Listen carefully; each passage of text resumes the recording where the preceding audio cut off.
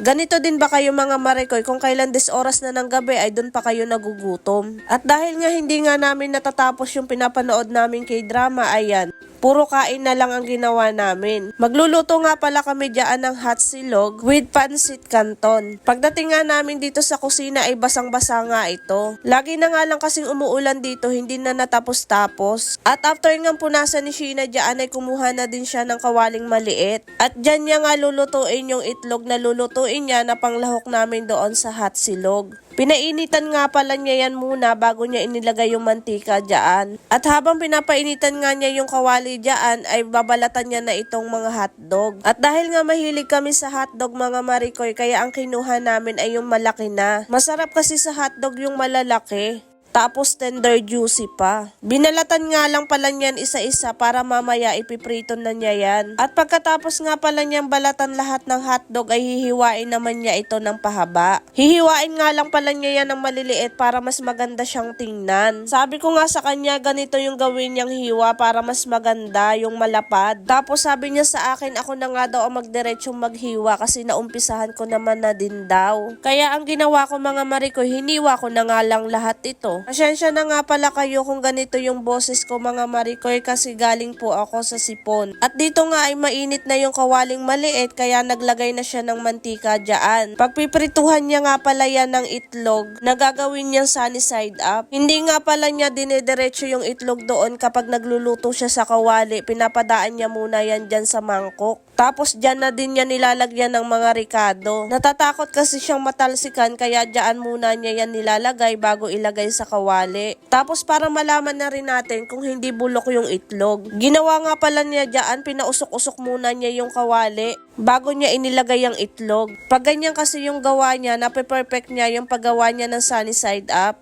Ilang beses na kasi siyang nagtatry magluto sa kawali, dinediretso niya tapos malamig pa yung kawali. Ang nangyayari, nasisira yung itlog. Kaya ganyan ang estilo ng pagluluto niya sa sunny side up. Ang kagandahan nga lang, nape-perfect niya na ito. O diba mga Marikoy? Masyadong matalino. At inahon na nga pala niya dyan yung isang naluto niyang itlog at susunod naman niyang lutuin yung pangalawang itlog. Dalawa kasi sa kanya yung itlog tapos sa akin kasi isa lang yung pinapaluto ko. At pagkatapos nga niyan lutuin yung itlog ay sinunod na nga niya itong pancit canton. Isa nga din pala ito sa lulutuin niya. Nakikrave talaga kami sa noodles ng Korean kaya pancit canton na lang yung kakainin namin. Kumuha na nga din pala si Sheena dito ng maliit na kaserola at nilagyan niya na ito ng tubig para pakuluan. Diyan nga pala natin ilalagay yung pancit canton na lulutuin natin mamaya pag kumulo na. At ito nga kumukulo na yung tubig na kinuha niya kanina kaya ilalagay niya na dyan yung isang pancit canton. Isa nga lang pala yung niluto namin kasi baka hindi namin maubos. Dahil nga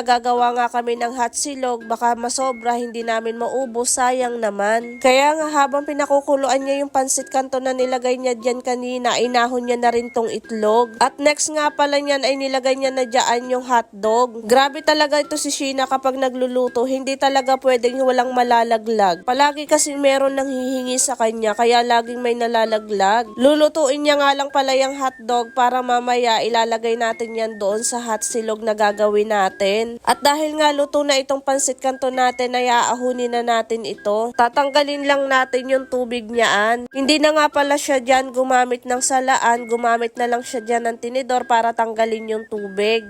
Isang pancit canton lang naman kasi siya kaya tinidor na lang yung ginamit niya. At pagkatapos niya nga madrain yung tubig, nilagay naman niya dito yung mga seasoning. At inilagay niya na nga pala dyan yung tuyo mansi para magkaroon ng lasa yung ating pancit canton. At sinunod na nga niya yung powder ng ating pancit canton. Grabe, habang nilalagay niya yan, takam na ako. Minsan kasi nakakamiss din ng pancit canton kapag madalang mo siyang makain. Lalo na kapag nagkikrave ka sa gabi. Ewan ko ba mga Marikoy kung kailang gabi doon pa tayo nagugutom. Kaya ang the end maghahanap talaga tayo ng pwedeng maluto tuwing gabi. At next nga pala niyaan ay ayan ang hotdog maluluto na. Kaya nung naluto na yung hotdog ay inahon na rin natin yan. Nahihirapan pa nga si Sheena na ahunin yung hotdog dyan sa kawali.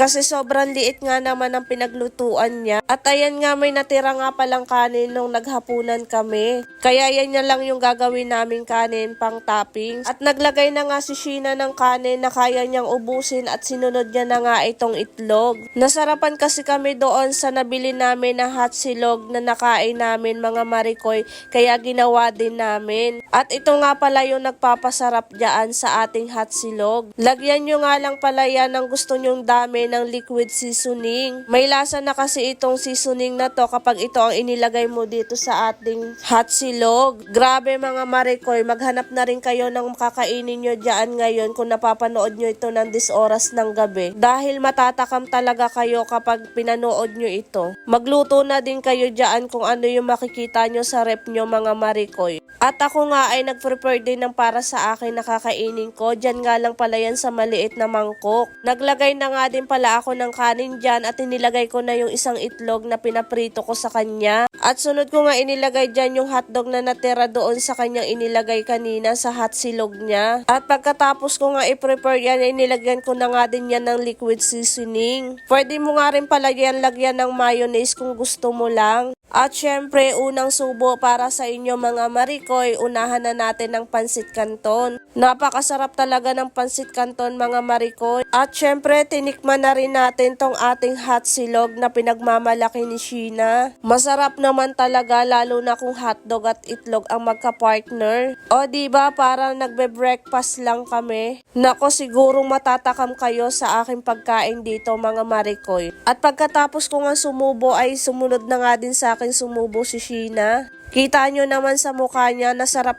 siya. Kaya kung kayo ma-hotdog dyan sa rep nyo mga marikoy, naku, lutuin nyo na at gayahin nyo na yung ginawa ni Sheena. At ayan nga, kumain na nga din pala siya ng pansit canton dyan. At thank you nga po pala sa lahat ng mga nanonood mga marikoy. At hanggang dito na nga lang po yung aking video mga marikoy. Thank you sa panonood and follow nyo po ako. Bye-bye!